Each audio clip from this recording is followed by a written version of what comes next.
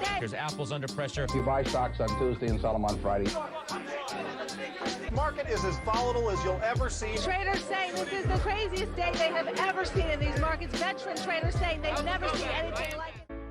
This video is sponsored by the award-winning Daily Market Movements trading platform. To open a live or demo account, simply visit dmmtradingplatform.com. Hello guys, it's Max here from Daily Market Movements. Welcome to another episode where today we're going to be analysing the Nasdaq100 futures chart. Just before I start today's video, anyone who's interested in joining my free analysis group over on Telegram, then please do not hesitate to scan this QR code on your screen.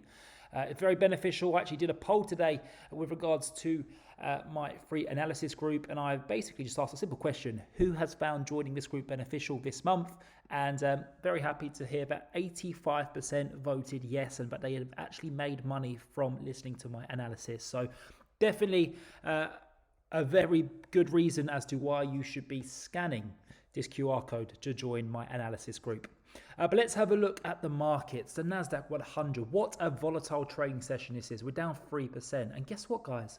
I said this yesterday. I opened up a sell position in my signal group.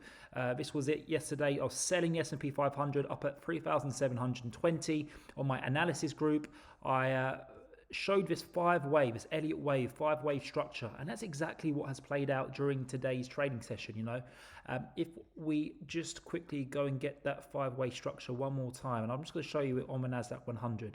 We had our first wave towards the downside, then we went up for our second. We're testing the third now. This has been the fourth wave, and our fifth wave we are just looking at now. Of course, the rules are that the fifth has to pierce below the third. We haven't quite got there yet, so the Nasdaq100 could still easily fall a little bit further. But this is lining up perfectly to what I've been warning about. I said the whole week, in fact this whole month, that the first week of October is when the markets will be bottoming. It's when we enter into the fourth quarter, and it is the end of the cycles.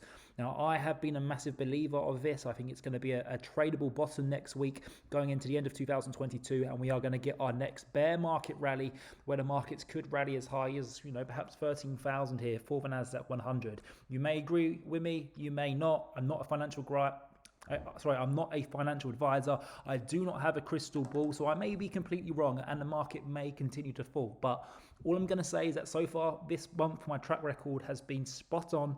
I've called every single fall and every single hike pretty much to perfection. And you know, what I'm looking for now is a little further move lower, but today I have just gone and bought the Nasdaq100, both short term and long term. I've been dollar cost averaging since August 16th for my longer term investments. I've just added some more, probably my final amount this morning.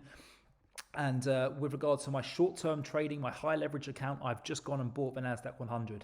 I do fully anticipate us to perhaps pierce below 11,000, but I think that's as bad as it gets. And going into Wednesday next week, that's when we will start to see a lot of buying pressure.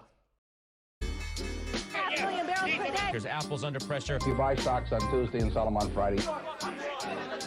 The market is as volatile as you'll ever see. Traders saying this is the craziest day they have ever seen in these markets. Veteran traders saying they've never seen anything like it.